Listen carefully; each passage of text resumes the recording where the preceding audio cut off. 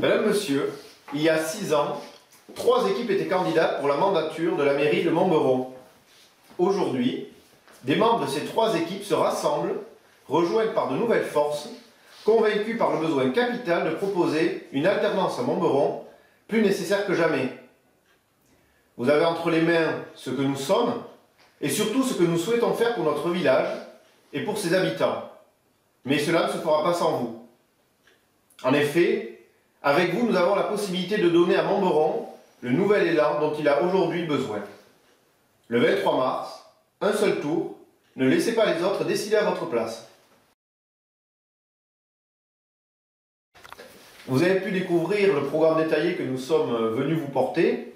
Nous vous proposons aujourd'hui de revenir sur certains détails de ces projets organisés autour des thèmes embellir, dynamiser, impliquer. Nous allons commencer avec l'évolution du village en accueillant André de Bézieux, conseiller métier au profit des collectivités territoriales. Bonjour. Pour répondre aux attentes des Montberonais exprimées autour de nos rencontres, nous mettrons en place une structure permettant de recueillir les doléances de tous, mais aussi une structure qui répondra et informera des actions menées. Cette structure sera à votre écoute et rien ne sera laissé sans réponse. Au cours de nos rencontres, vous avez exprimé la nécessité de vivre dans un village agréable. Un village sans disparité de quartier. Un village où tous auront la même considération et surtout les mêmes attentions. Un village où les critères de beauté et d'harmonie seront obligatoirement pris en compte.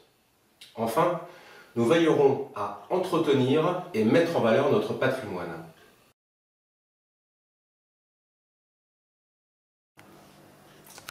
Pour aborder le sujet important des finances, je vous propose d'accueillir Dominique Caillot, conseiller en investissement financier.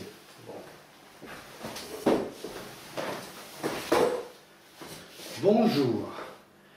Un budget, c'est quoi? Comme vous le savez tous, il est composé de recettes et de dépenses. Quelles sont les recettes d'un budget municipal? Il s'agit principalement des taxes et impôts locaux, taxes foncières, taxes d'habitation, la dotation globale forfaitaire, c'est-à-dire la dotation de l'État au profit des communautés territoriales et mairies, des revenus issus de l'intercommunalité, l'ex-taxe professionnelle qu'on appelle aujourd'hui la contribution économique territoriale, et enfin des revenus qui proviennent de la vente de services au profit des particuliers. Quelles sont les dépenses? Il s'agit principalement des dépenses de fonctionnement, notamment dont la part la plus importante sont les charges de personnel, les remboursements de la dette et enfin des investissements. Le budget municipal, comme de bon sens, doit être en équilibre, c'est-à-dire que les dépenses de fonctionnement plus le remboursement de la dette doit être inférieur ou égal aux recettes de fonctionnement. Que constatons-nous?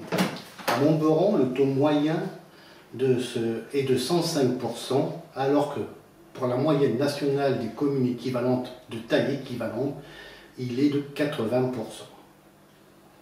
Concernant la maîtrise des dépenses de charges de personnel, à Montberon de 2000 à 2012, ces charges ont cru de 97%, alors que dans le même temps, la population a augmenté de 20%. Concernant les investissements, il s'agit d'investir à bon escient, c'est-à-dire de ne pas investir à perte, et surtout de dégager des profits pour la collectivité, pour le bien de tous. Prenons 2 exemples particuliers. L'achat et la vente par la mairie de la maison Boulesque, au centre du village. Cet achat, conformément aux décisions du conseil municipal du 27 janvier 2007, a été fait pour une valeur de 450 000 €. Ce même bien a été revendu à un promoteur à 260 000 €. Je vous laisse donc une perte sèche pour le budget communal de 190 000 €. Deuxième exemple. la construction des logements sociaux au chalet. Vente par la mairie d'un terrain de 3000 m² d'une valeur de 65 000 €, alors que le prix marché était de 360 000 €. Perte sèche autour de 300 000 €. Nous avons bien qu'un sou, un euro dépensé, a coûté en réalité plus de 3 € à la collectivité.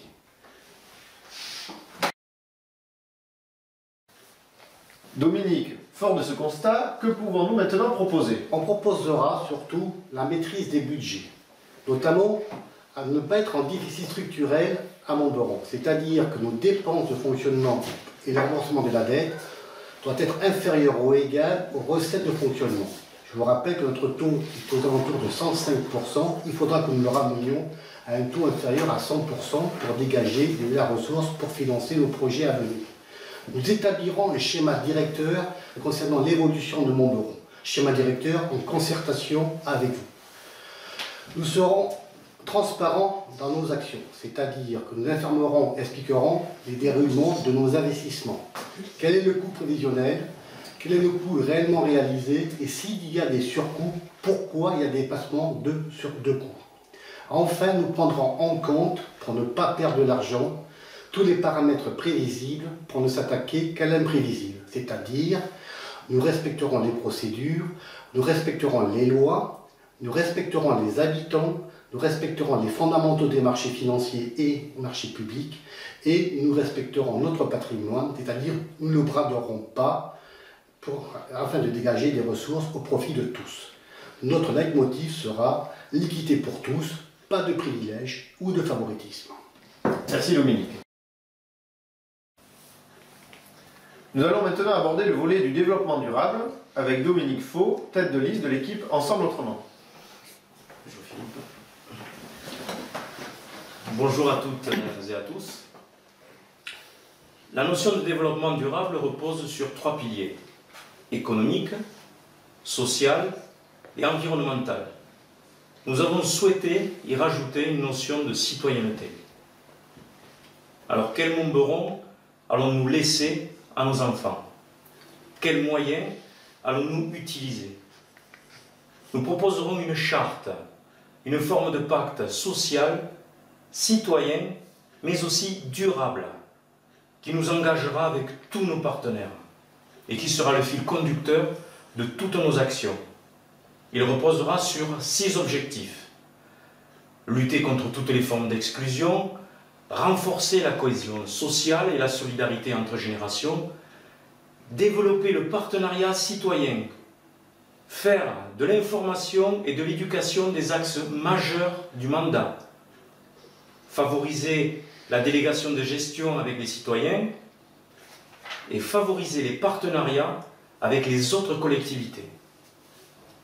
Merci Dominique.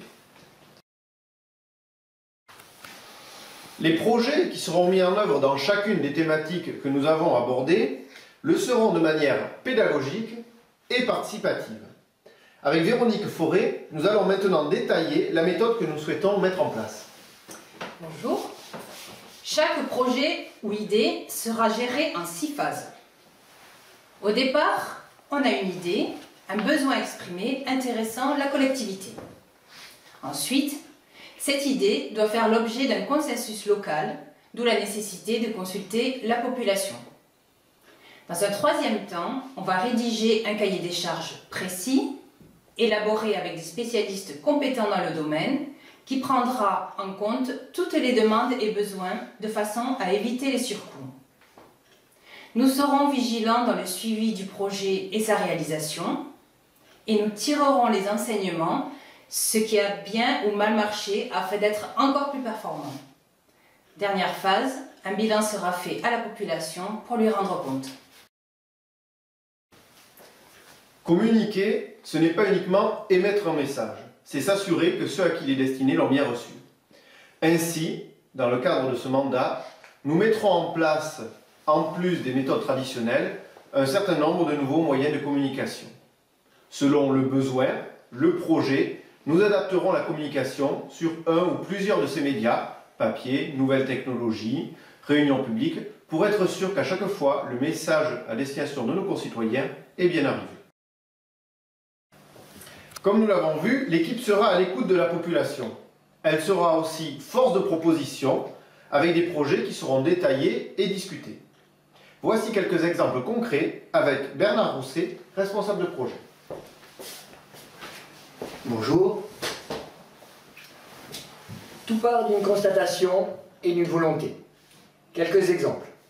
La Poste aujourd'hui se meurt. Nous voulons la redynamiser en y associant une banque postale et un distributeur automatique de billets. La mairie se fait étroite.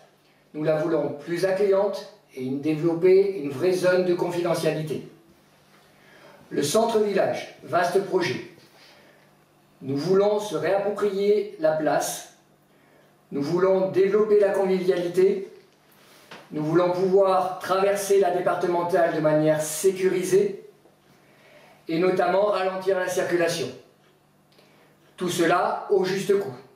C'est ce qu'on appelle l'effet domino. Qu'est-ce que l'effet domino? Très simple. Avec juste un nouveau bâtiment pour les associations.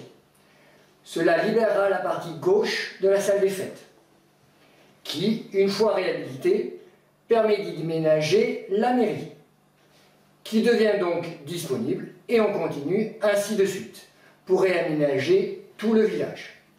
Chaque bâtiment sera utilisé au mieux. Merci Bernard.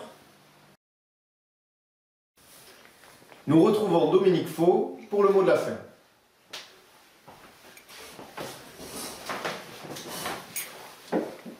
À travers cette présentation, nous vous avons montré ce qui caractérise notre démarche. Nous avons besoin d'une politique ambitieuse, ayant toujours du sens et du bon sens. Il faudra une gestion attentive et économe qui associera une volonté, des moyens, une méthode. Soyez assurés, chers Montberonais, de notre sincère dévouement et de notre engagement total. Allez de l'avant, bâtir ensemble notre avenir commun, telle sera notre volonté. Nous vous donnons rendez-vous le 23 mars, de 8h à 18h. Ne laissez pas les autres décider à votre place.